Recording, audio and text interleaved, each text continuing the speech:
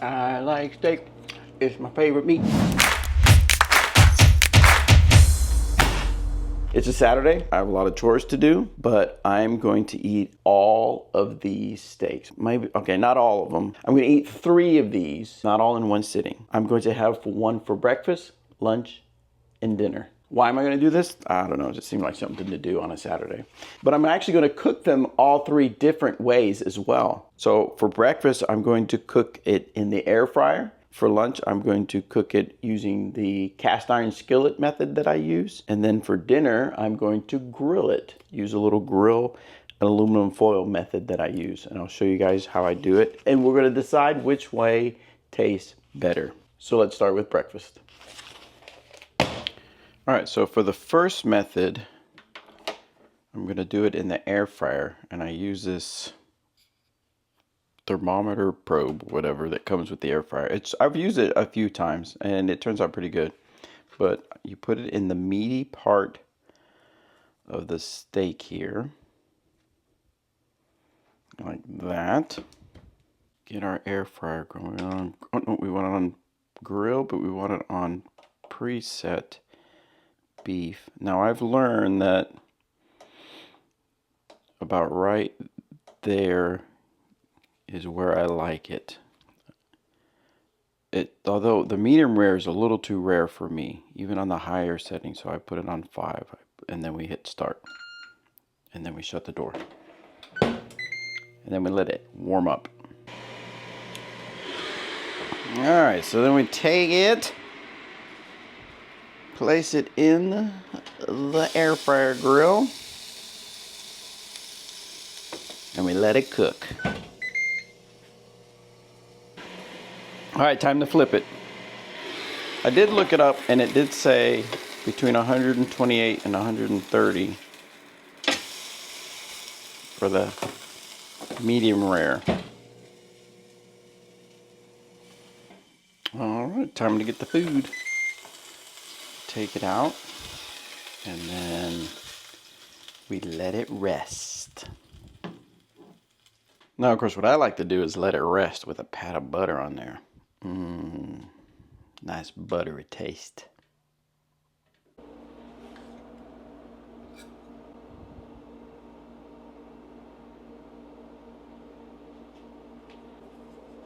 Alright, let's see what we got here. Oh, that looks pretty good. Yeah. Not too bad. A little pink still. Not bad. But here's the real test. Let's see how it tastes.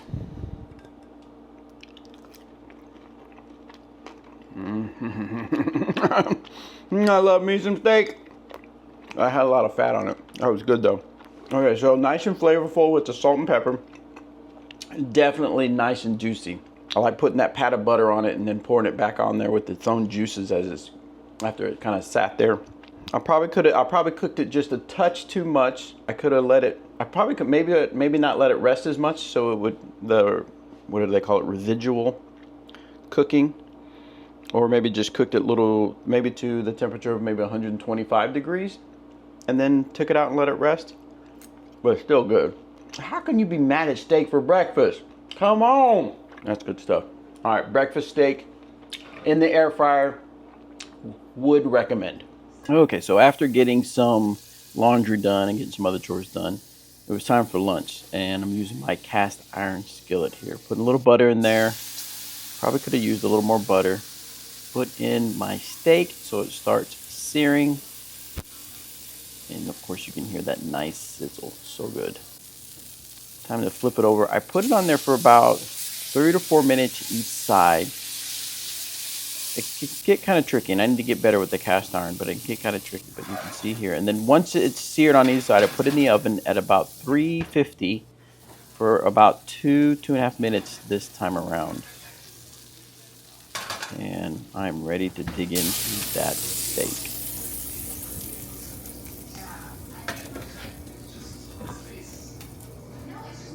Oh, you can see a little bit of ground beef and bacon that I pre-cooked for some of my lunches at work for the week. Just a couple of days. All right, so we've let it rest. Why I have a spoon and 2 knives, I have no idea. Let's grab a fork. All right, so let's see how we did as far as cooking inside. See if it's, uh-oh, I think it's a little overcooked. I always do that one. Oh no, it's not too bad. It's not too terrible. So just barely a little bit of pink inside. I probably could have only put in the oven for maybe a minute and a half. All right, but now the real test. How does it taste? All right, as I said before, the same, just salt and pepper, and then cooked it in butter, and then put a little bit of butter, a pat of butter, to finish it off while it rested. I mean, it's still good. It's a steak. A little more tough than the air fryer method, but again, this is more like medium rather than medium rare. So I cooked it a little bit too much. Still delicious though. These KC strips are pretty good. All right, so that's lunch. My second steak. The next one we're gonna do, we're gonna grill it. Let's see how that goes. I like steak. It's my favorite meat.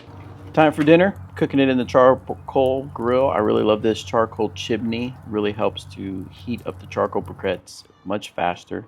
Once they get to a really hot temperature, it takes about 25 minutes. Pour it over and you got some really nice hot coals ready to go. Highly recommend using one of these. Put my steaks on there. Got 2 steaks because I'm fixing another one for my girlfriend. She loves to eat meat, which is nice to be able to have someone you're dating eat meat with you.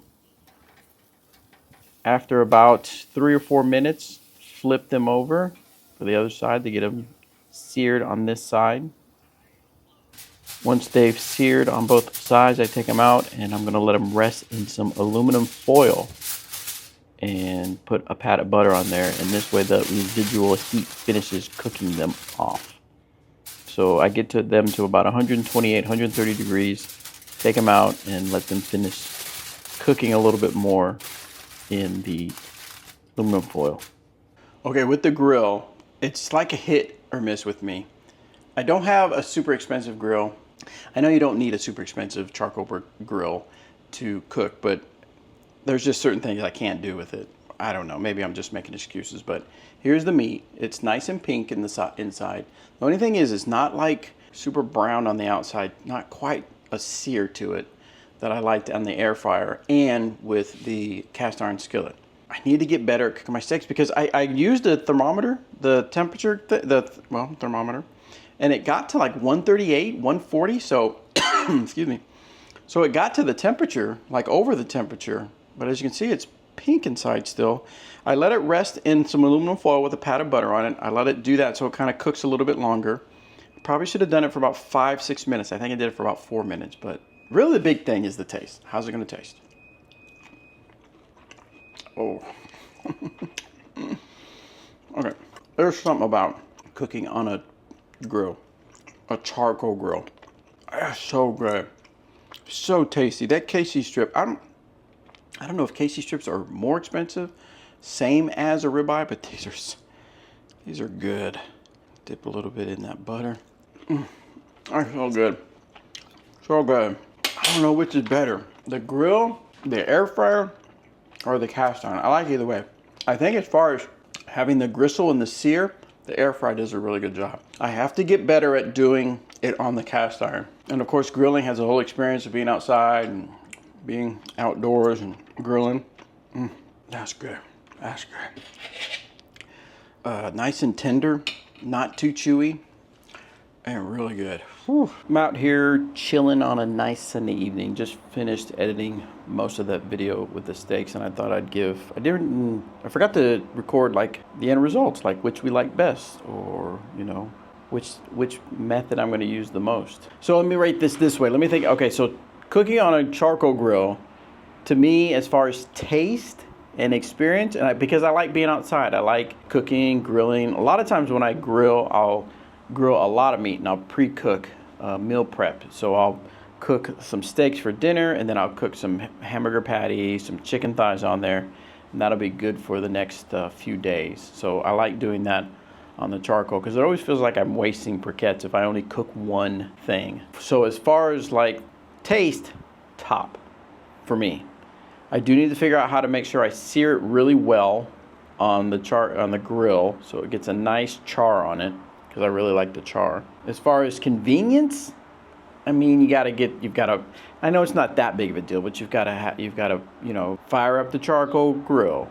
You got to wait 25 minutes for the charcoal briquettes to get nice and hot. You got to clean up afterwards, or clean up the next time you cook, whatever. So as far as convenience, it's not the most convenient. As far as convenience, I'd say the two of the ones, the cast iron skillet method.